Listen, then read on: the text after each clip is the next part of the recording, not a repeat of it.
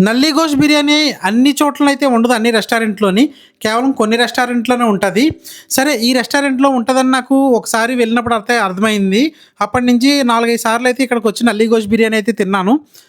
కాకపోతే 3 years back తిన్న taste అయితే నాకైతే అనిపించలేదు.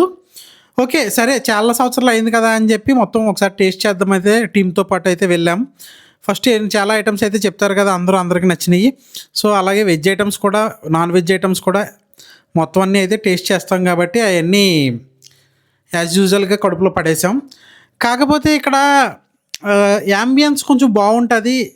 ఏంటంటే క్వాంటిటీ తక్కువ, కొంచెం కాస్ట్ కూడా బాగా ఎక్కువే అనిపిస్తదిక్కడ. సో, అన్ని ఐటెమ్స్ ఇంచుమించు నాకు ఏంటో చికెన్ ఐటెమ్ ఏం చెప్పినా అదే టేస్ట్‌లో అనిపిస్తది. +/- 5 డిగ్రీస్‌లో. సరే అని చెప్పి ఇంక నల్లి గోష్ బిర్యానీకి వెళ్ళిపోదాం అని చెప్పి ఇలాగా ఒక బిర్యానీకి 2 పీసులైతే ఇస్తారు.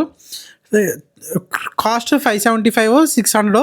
కాకపోతే నల్లి సరిగ్గా కొట్టలేదు. నల్లి కొట్టే విధానం ఎలా ఉండాలంటే, మనం చప్పరించగానే లోపల ఉన్నది బయటకొచ్చేయాలమాట. అలా ఉండాలి. ఆళ్ళు సరిగ్గా నల్లి అయితే కొట్టలేదనిపించింది. సో, నేను ఇంట్లో నల్లి గోష్ బిర్యానీ చేయించుకున్నప్పుడు మాత్రం కావాల్సుకొని మరీ కొట్టించుకుంటానమాట మంచిగా. సో, వీళ్ళు అంత శ్రద్ధతో కొట్టించరు కాబట్టి ఓకే. సాటిస్ఫైడ్.